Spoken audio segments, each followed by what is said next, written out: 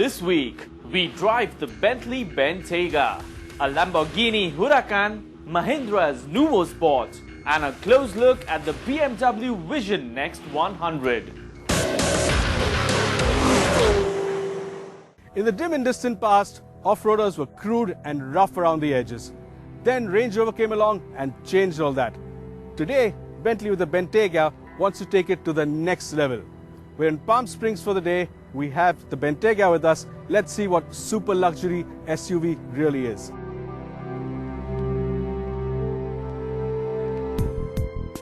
What sets the tone are the imposing looks. It has the sheer bulk, the lofty height, and the requisite bling to get your attention instantly. Just look at that chromed over mesh grille. And the double barrel headlights, they work superbly. Still, the design of the nose could have been a bit cleaner and a bit more characterful. The rest of the design, however, hits the spot. I love the tightness of the flanks, the exaggerated haunches, and I really like that raked or fast rear windshield too. Even the chrome lined taillights, they remind us of old school Bentleys and even Rolls Royces, and that makes it look a little bit more special.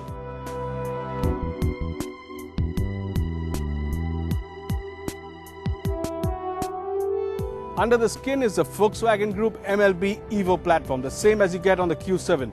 What's different on this car is that it has an all-new anti-roll bar at the back. It's electrically assisted, and this car for the first time uses a 48-volt system. The electric system has tremendous power, it's really quick, and it helps it manage this huge mass and bulk beautifully. You expect the interior of every Bentley to be reeking of old world charm. And the Bentayga doesn't disappoint. So as you can see on the inside, opulence of the highest order, wood, leather, and every metal piece here is chromed. Of course, there are a few things which aren't really up to the standard. This touchscreen system is a bit archaic, and the black plastic buttons, well, they could have been much nicer. But at the rear, where most owners are likely to be sat, the ambience is much nicer. There isn't a huge amount of legroom in the back. There's enough. But what Bentley have done smartly is taken these wonderful front seats and put them in the back. They're like 27,000 ways adjustable. You get all the comfort of the front seat, lovely support for the back, lovely support for the thighs, and a lot of nice touches. Nice screen here for a change. You get Bluetooth headphones, you get this remote control that controls most things on the car from the back. Really nice touch. And of course, these vents with the pull and push type adjusters. Really neat. It doesn't just look and feel like a super luxury car, it even drives like one.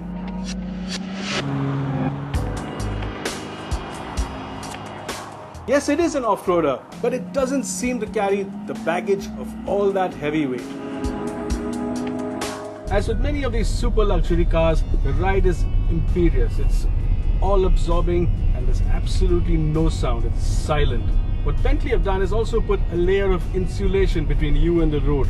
It's silent, it's soft, it's supple, and the great thing is that even when you build up speed, there isn't really any bounce or any looseness. Really fantastic. On these super luxury cars, what you are looking for is a lot of refinement, and this W12 twin turbo is quite silent till around 2.5 or 3,000 RPM. Of course, it's not quite as silent as Maybach's V12, which is probably the most silent one of the lot right now, but it is pretty amazing. And what's great is all the punch and torque you have on offer, even though you can't hear it. Just touch the throttle and woof, you're away. What Bentley also stands for is massive torque, effortless pulling power, and raw performance. Of course, this is a Bentley, so the punch and the performance has to be there. And lean your foot, and it just goes. Woof. Remember, this is a steep incline, and this car's just been hurled up like there's a gorilla, King Kong, holding the car and throwing it forward. It's just amazing. And the other thing this car does brilliantly is take care of all the mass. That 48 volt system, that active anti-roll bar in the rear. It makes the car feel tight and stable, like it's a small hatch. I know it sounds ridiculous to say that, but this really drives like a pointy small hatch. It really is something special.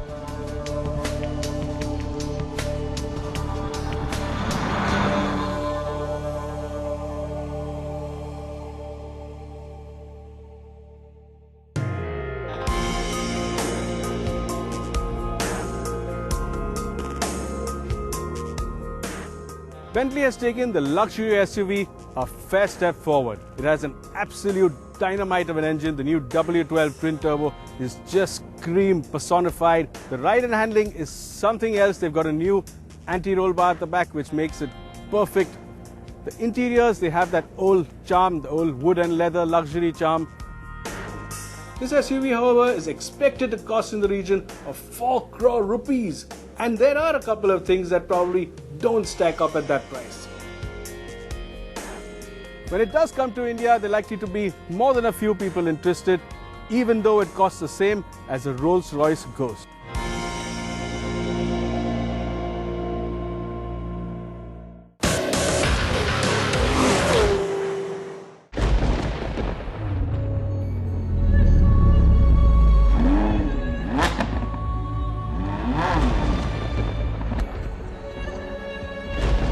This is a Lamborghini Huracan.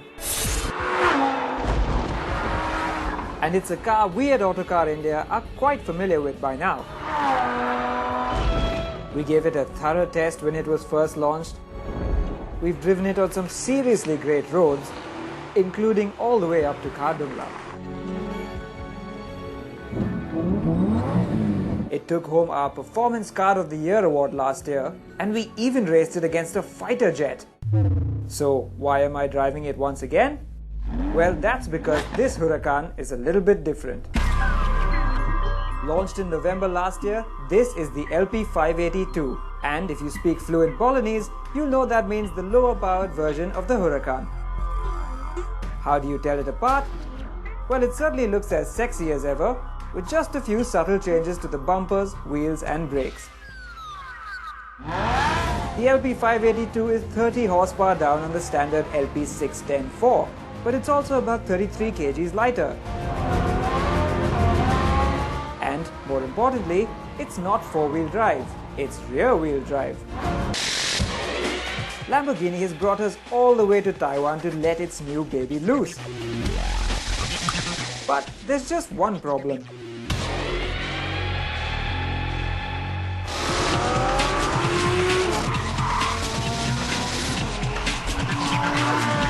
Very, very loud.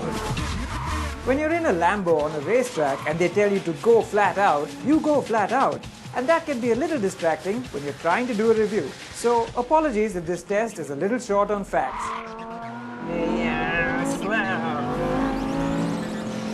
fighting with this car right now. Be brave. Be brave, G.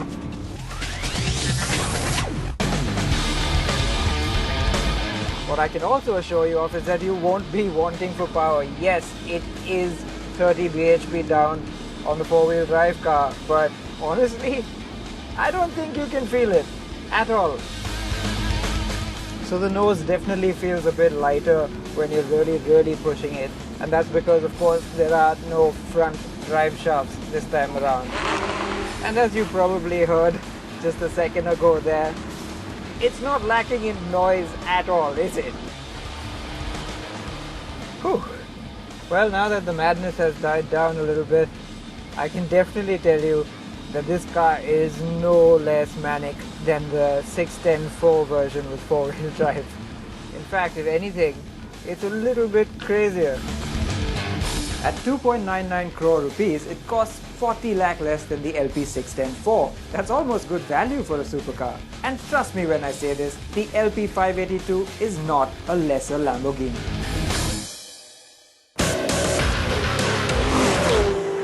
What I have here with me today is the NuvoSport, yet another compact SUV from Mahindra & Mahindra.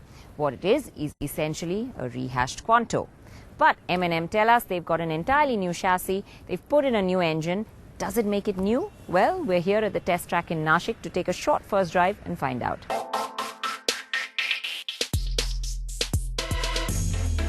What does make it look quite new and different is the brand new face. The front end sees the most changes with a large bumper split into two sections that raises the bonnet line quite high. There's a 4-metal skid plate at its chin leading into a honeycomb air dam split by the body color metal from the vertical slatted grille. The grille is then flanked by headlamps with 2 LED brows. The strong muscular look ends with a scoop in the bonnet to feed air into the new top-mounted intercooler. Around the side, the proportions remain the same with an identical wheelbase, and the only real change are the bigger 16-inch alloys. The rear tailgate gets a new stylized cover for the wheel. As for the cabin, well, the interior looks all too familiar and is pretty much the same. Of course, the biggest difference that we notice is this touchscreen right here sitting at the center of the console. It's really largely the 6.2-inch touchscreen and the steering wheel with controls mounted atop that are new. Aside from the navigation, it's got all the features that you expect, but the interface tells you it's very clearly an aftermarket unit. The seats also get new leatherette upholstery, but other than that, not much is new. The plastics feel outdated, as does the design, especially when you consider what else would be available at its price. Well, it still remains a very spacious middle row to be in. As you can see, I have loads of legroom. The floorboard is nice and flat, so 3 passengers are always going to be comfortable over here. There's a good amount of headroom too. You sit nice and high, so visibility is also very good. But there is one problem. When you do make this into a 7-seater and the rear seats are up, you find that you sit very, very upright in the middle row because you can't recline the backrest. But if you don't have 7 seats, then you can get pretty comfortable over here. Apart from the TUV 300, this is the only other sub-4-meter SUV to offer 7 seats. And Mahindra claims the NuvoSport is even more spacious than its sibling. So this is how it is as a 7-seater version. Now I've got the rear seats up. I'm small and compact, so getting in here for me was quite easy, and fitting here is not too bad. I mean, I think I could survive for a short journey. But I'm going to show you how difficult it is when there's a slightly taller, bigger person. I'm going to call Rayo in. Rayo, come in here and get in here with me. As you can see, it's not that easy for him to get in here. And Rayo is sitting here with a bit of a crick in his neck and smiling at me because his head is touching the roof. So I think taller people, big no-no. This is just for small, compact people. Come and take a look at how he is in here. Taller people are best seated within the cabin that's spacious and airy. The front seats are large and comfortable, and there's loads of cubby holes for storage too. So in that sense, the cabin is pretty practical.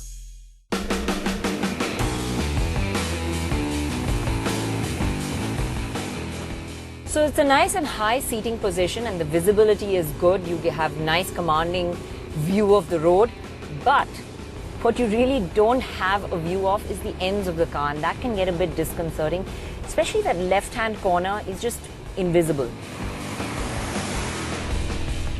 This can be a little bit of a hindrance, especially when you're parking the car or maneuvering it in smaller spaces. We said earlier, the engine is also new. So this is essentially the same engine that's in the TUV, the 1.5-litre M-Hawk, but it's been recalibrated for this car. It's got 100 bhp, but it feels pretty much the same. I mean, the biggest strength of this engine really is its tractability. It's the way you can amble around in higher gears at lower RPMs. You can almost come to a standstill and then just put your foot down and get a move on without any hesitation.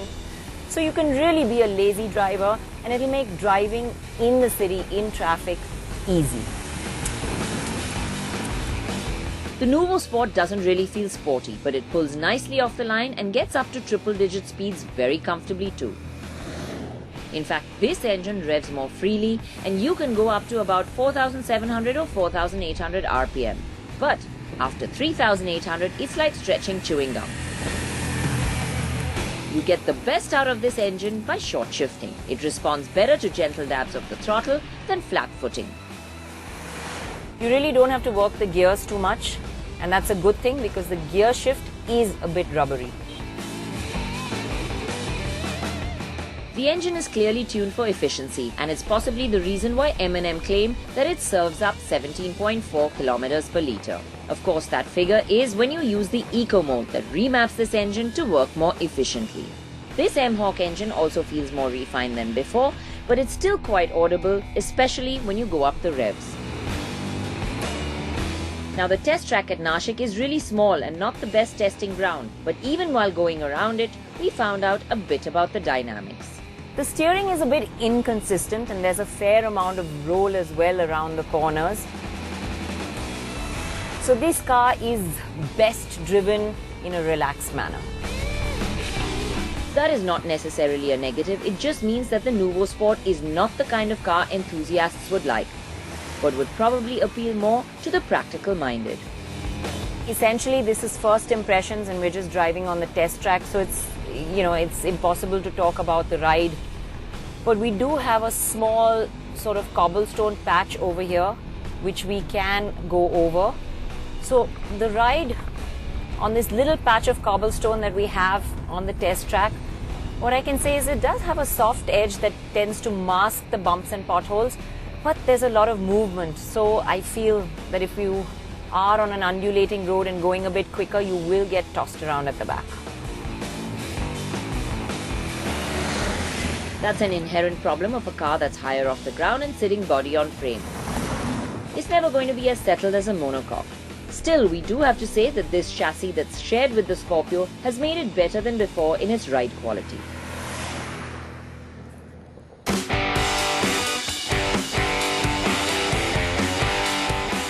Apart from the engine and chassis that's changed, the NuvoSport will also now come with an AMT version. It pulls quite nicely, this auto box. What it's going to do is really make driving in traffic and in city conditions easy for you. Now, it is an AMT, so the shifts are perceptible. You do know when it's shifting up or down. It's not exactly smooth. But I have to say that it is an improvement from the earlier TUV, which was very hesitant. AMTs, however, are inherently bad at tackling hill starts, so how does this one fare? Now, where this AMT does get caught out a little bit is when you try going up a slope. And we have a bit of a test slope here on the track, so I'm going to give it a shot. Stop, and then, okay, it's not exactly happy to go over. It does tend to roll back a bit before it gets going, and that is disconcerting.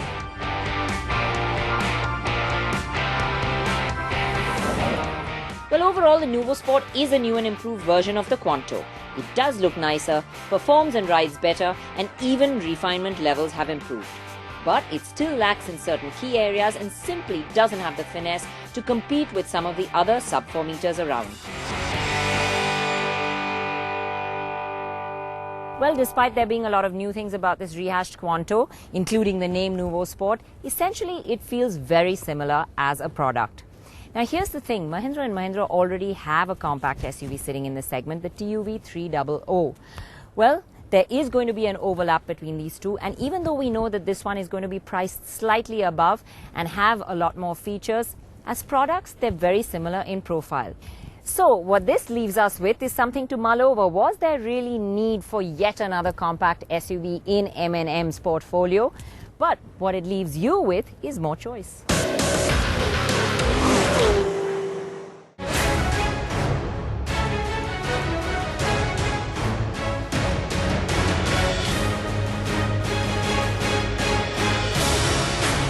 Last month, BMW celebrated its 100th birthday with lots of fanfare. It looked not just at its fantastic past, but attempted to hone its vision for the future. And that vision came in the form of a wild concept car, aptly named the Vision Next 100. Ladies and gentlemen, the next 100 years.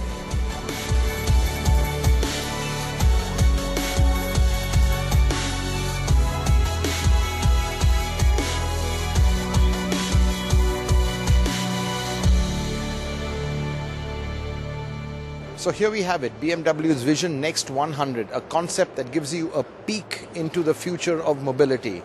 Now, BMW is talking about the next 100 years and the kind of technology that will come.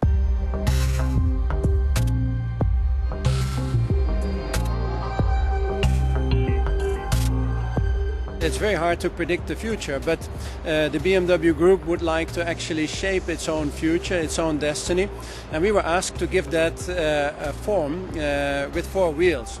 Something that is of course dynamic and elegant, like our products today, but looks very far into the future. We changed quite a lot on the front end of this car. The kidney-shaped grille is no longer an air intake, but it will be the space where we have sensors and radars and so on. We still have 4 light points, so you can still recognize, let's say, a BMW face, and technology in terms of lighting will make that possible as well. Now clearly there are still more questions than answers. We still don't know what powertrain it'll have, whether it'll be a hybrid, whether it'll be all electric. But clearly one thing is for sure, that we are going into a driverless future. There will be a lot more autonomous driving, but what BMW says is that it will still say connected to the driver.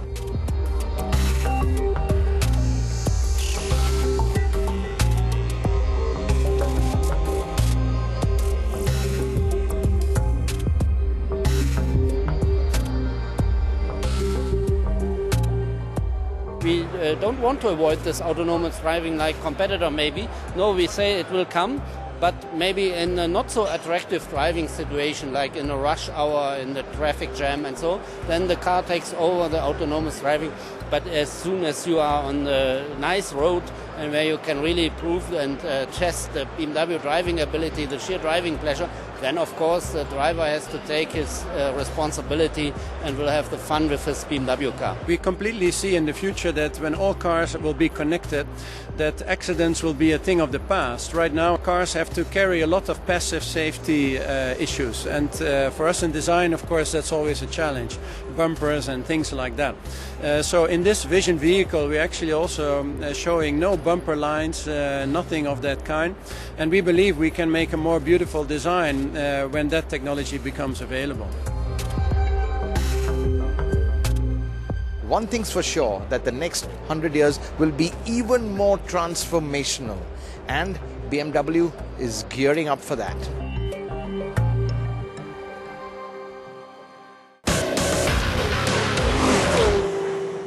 No, it's not over just yet. There's still more to come on the Autocar show, and we're going to New York, where the World Car of the Year awards were recently presented. Well, this is truly a global award because 73 motoring journalists from across the world vote on this, and 7 of them are from India. And this year, 50 cars were up for contention of top honors. Now, these are the cars that made it to the top in each category. The Green Car of the Year award goes to the Toyota Mirai. The Luxury Car of the Year award goes to the BMW 7 Series. The Performance Car of the Year award goes to the Audi R8. And the top honor for this year, the World Car of the Year, is the Mazda MX-5. And with that, it's a wrap on this packed episode of the Autocar Show.